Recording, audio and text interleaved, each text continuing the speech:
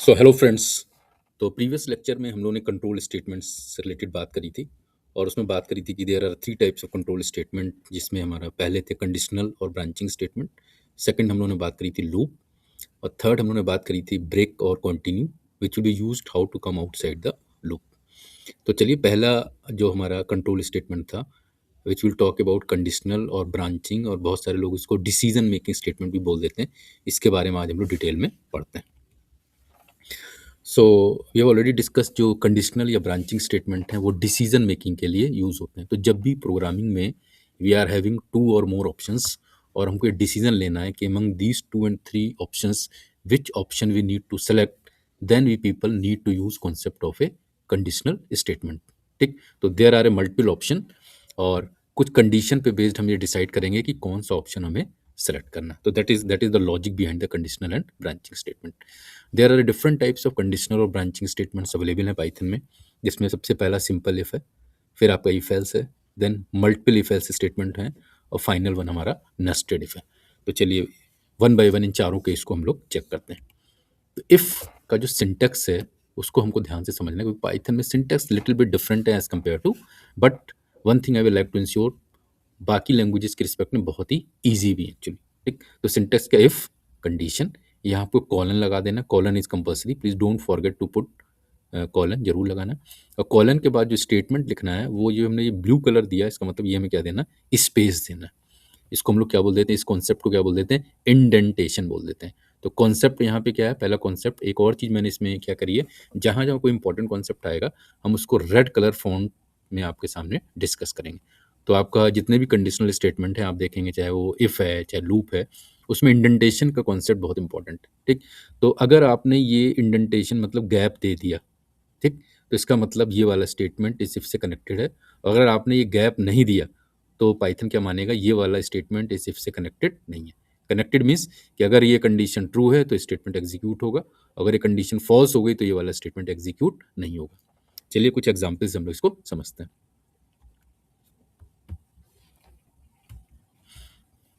तो पहला केस हमने क्या ले लिया, x equal to 10, if x greater than 0। तो 10 ग्रेटर देन 0 कंडीशन आपकी क्या ट्रू है। ट्रू है तो ये वाला स्टेटमेंट एग्जीक्यूट हो जाएगा। और आप अगर इसे पाइथन में जुपिटर नोटबुक में एग्जीक्यूट कराएंगे तो नो डाउट आउटपुट क्या आ जाएगा, पॉजिटिव नंबर आ जाएगा। तो इंपॉर्टेंट चीज़ हमें क्या रखना है, ये स्पेस जो आपने देखा प्रिंट से पहले, दैट इज इंपॉर्टेंट। चलिए एक और एग्जाम्पल देखते हैं। हमने देखा x equal to 10, 10 greater than 0। ठीक, अब अगेन मान लीजिए ये हम आपसे आउटपुट पूछें कि सर इसका आउटपुट क्या आएगा। सोचिए जरा, मैं आपको 15 सेकंड का टाइम देता हूँ। What should be the output. ठीक, तो इस केस में आउटपुट आपका क्या आएगा, पॉजिटिव नंबर। और नेक्स्ट लाइन में आपका आएगा आउटसाइड इफ स्टेटमेंट, मतलब दोनों प्रिंट स्टेटमेंट एग्जीक्यूट होंगे। अब क्यों होंगे, ये लॉजिक हम लोग समझते हैं। तो आपने देखे इफ कंडीशनल स्टेटमेंट यूज किया और यहाँ गैप दे के आपने पहला प्रिंट स्टेटमेंट दे दिया पॉजिटिव नंबर। जो दूसरा प्रिंट आपने लिखा, आप देखें यहाँ आपने आपने इंडेंटेशन या गैप नहीं दिया। तो इससे पाइथन उससे क्या समझेगा कि जो पहला वाला प्रिंट है ये तो इस इफ से कनेक्टेड है, बट जो सेकंड वाला प्रिंट है वो इस इफ से कनेक्टेड नहीं है। तो लॉजिक हमारा क्या हो गया, जिस भी स्टेटमेंट को आप इफ से कनेक्ट करना चाहते हैं उससे पहले इंडेंटेशन या स्पेस देना कंपल्सरी है। तो दैट्स वाई आउटपुट क्या हो गया, x equal to 10, 10 greater than 0, condition true हो गई, आउटपुट आ गया पॉजिटिव नंबर। और ये वाला स्टेटमेंट क्योंकि कनेक्टेड नहीं है, ये तो हर हालत में एग्जीक्यूट हो गई होगा। अगर इसमें मान लीजिए एक्स की वैल्यू -10 ले लें तो क्या आउटपुट आएगा।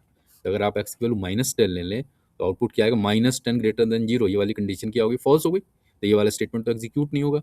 बट ये वाला स्टेटमेंट हर हालत में एग्जीक्यूट होगा, तो इस केस में आउटपुट आ जाएगा आउटसाइड इफ स्टेटमेंट।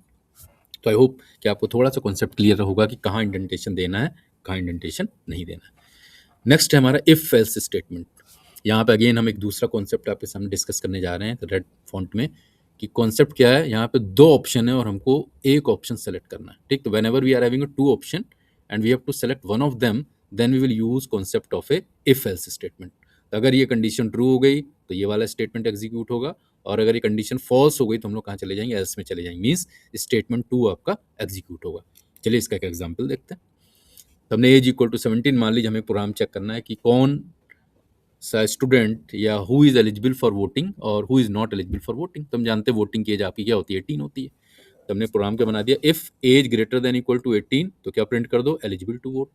और अगर ये कंडीशन फॉल्स हो गई, मतलब 18 से बड़ी नहीं है एज, तो हम एल्स में चले जाएंगे, तो आउटपुट क्या आ जाएगा, नॉट एलिजिबल फॉर वोटिंग। तो हमने एज में 17 लिख दिया, 17 greater than equal to 18, condition आपकी क्या हो गई, फॉल्स हो गई, तो आउटपुट क्या आ जाएगा, प्रिंट नॉट एलिजिबल। ध्यान देना यहाँ पे इस सिंटेक्स में इफ के बाद कंडीशन के बाद कॉलन कंपलसरी है, एल्स के बाद भी आप देखें कॉलन कंपलसरी है, इफ के बाद जो प्रिंट लिखा है हमने इंडेंटेशन दे रखा है, एल्स के बाद भी जो हमने प्रिंट लिखा है वहाँ पे इंडेंटेशन दे रखा है। इसका मतलब इंडेंटेशन का बहुत इंपॉर्टेंस है पाइथन प्रोग्रामिंग लैंग्वेज में। थर्ड, अब हमने मल्टीपल इफ एल्स स्टेटमेंट दे दी, यहाँ पे हमें कन्फ्यूजन ज़्यादा क्रिएट होता है। तो मल्टीपल इफ एल्स स्टेटमेंट का मैं बहुत ही बढ़िया कॉन्सेप्ट आपको बता देता हूँ। तो कॉन्सेप्ट क्या है, कॉन्सेप्ट क्या है, number of ifs equal to n minus one option. तो आपके पास जितने ऑप्शंस हैं, ठीक, तो मान लीजिए आपके पास 5 ऑप्शंस हैं, तो इफ हमें कितने लगेंगे, n माइनस वन, तो जितने ऑप्शन हैं उसमें से एक 1 कर दीजिए। तो हम समझ गए इसका मतलब 5 ऑप्शंस हैं, तो इसका मतलब हमें 4 इफ लगाने पड़ेंगे। ठीक, सिंटेक्स क्या हो जाए, इफ कंडीशन 1 अगर ट्रू हो गई तो स्टेटमेंट ये वाला एग्जीक्यूट हो जाएगा। एल्स इफ, इसके अंदर हमने फिर से दूसरी कंडीशन चेक कर दी, तो स्टेटमेंट आपका ये वाला एग्जीक्यूट हो जाएगा।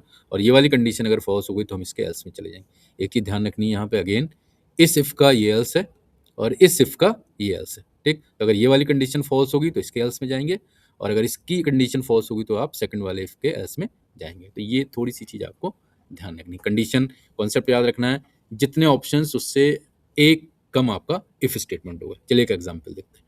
तो हमने कहा भाई एक प्रोग्राम बना दो जिसमें अगर बच्चे के मार्क्स 100 to 90 हैं तो उसे ए ग्रेड मिल जाए, 89 to 60 हैं बी ग्रेड मिल जाए, और लेस देन 60 हैं तो उसको फेल मिल जाए।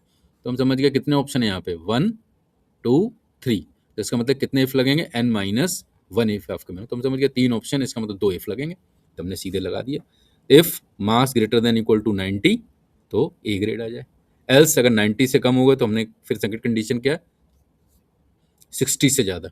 ठीक, 60 से ज़्यादा है तो आपके क्या आ जाएगा, बी ग्रेड आ जाए, एल्स आपका फेल आ जाए। तो आप ध्यान रखें हमने कितने इफ यूज़ करें, एक इफ ये यूज़ और दूसरा इफ हमने ये यूज़ किया। ठीक है, तो हमने ब्लू कलर से इंडिकेट करें, तो इन दैट पर्टिकुलर कंडीशन हमको 2 इफ यूज़ करने की ज़रूरत पड़ेगी। तो I hope that concept is clear कि कितने इफ आपको लगाने हैं, ये डिपेंड करता है कितने ऑप्शन है। चलिए जल्दी से नेस्टेड इफ की भी बात कर लेते हैं। तो नेस्टेड इफ का कॉन्सेप्ट क्या है, अगर इफ के अंदर एक और इफ हम लोग यूज़ कर दें। ठीक, फॉर एग्जाम्पल कई बार क्या हो जाता है, हम लोग मल्टीपल कंडीशंस पे काम करते हैं। ठीक, तो हमने कह दिया सर अगर हमें किसी क्लासरूम में पहुंचना है तो इंपॉर्टेंट चीज़ क्या है, अगर आप किसी क्लासरूम में पहुंचना चाहते हो तो सबसे पहले क्या है, आप उस बिल्डिंग में पहुंचिए। अगर वो कंडीशन ट्रू होगी तो फिर आप उस फ्लोर पे पहुंचेंगे, उस फ्लोर पे पहुंचेंगे तो फिर आप कहाँ पहुंच सकते हैं, उस पर्टिकुलर क्लासरूम में पहुंच सकते हैं। तो 3 लेवल पे आपकी नेस्टिंग हो गई। तो अगर पिछली 2 कंडीशन फॉल्स हो गई तो आप अपने क्लासरूम में नहीं पहुंच पाएंगे। ठीक, तो पाइथन में इसका क्या हो जाएगा, फॉर एग्जाम्पल अगर यहाँ पे देखें हमने एग्जाम्पल लिया है कि हम चेक करना चाहते हैं एक नंबर पॉजिटिव भी होना चाहिए और वो इवन भी होना चाहिए। तो पॉजिटिव के लिए कंडीशन क्या होती है, n greater than equal to 0 होना चाहिए, और दूसरा क्या, वो इवन भी होना चाहिए। तो इवन के लिए क्या होना चाहिए, अगर उस नंबर को 2 से डिवाइड किया जाए तो उसका रिमाइंडर क्या आना चाहिए, 0 होना चाहिए। तो एक इफ के अंदर हमने दूसरा इफ क्या कर दिया, यूज़ कर दिया। तो अगर आप इस केस में 8 लेंगे तो दोनों कंडीशन ट्रू होंगी, आउटपुट आएगा पॉजिटिव एंड इवन। और अगर आपने -8 ले लिया तो ये वाली कंडीशन क्या हो जाएगी, फॉल्स हो जाएगी। ठीक, या अगर हमने 7 ले लिया तो 7 ग्रेटर देन 0, ये कंडीशन तो ट्रू है लेकिन ये वाली कंडीशन क्या हो जाएगी, फॉल्स हो जाएगी। ठीक, तो दोनों कंडीशन पे बेस्ड हमको डिसीजन लेना था, तो हम यहाँ पे नेस्टेड इफ का यूज़ कर सकते हैं। चलिए एक और एग्जांपल देख लेते हैं। मान लीजिए हमारे पास 2 नंबर है, हम चेक करना चाहते हैं दोनों नंबर पॉजिटिव होने चाहिए। तो कंडीशन क्या होगा, इफ एक्स ग्रेटर देन 0, उसी के अंदर हमने एक इफ और यूज़ कर दिया, इफ वाई ग्रेटर देन 0। तो अगर दोनों कंडीशन, दोनों नंबर 0 से बड़े होंगे तो प्रिंट बोथ पॉजिटिव आ गया। इंपॉर्टेंट चीज़ इंडेंटेशन की ध्यान रखनी, इस इफ में आपने देखें ये इंडेंटेशन दे रखा है, इसका मतलब जो अंदर वाला इफ बाहर वाले इफ के अंदर है, और फिर आपने देखें फिर इंडेंटेशन दे रखा है, इसका मतलब जो प्रिंट स्टेटमेंट है ये अंदर वाले इफ के साथ कनेक्टेड है। ठीक, इंडेंटेशन हैज़ अ वेरी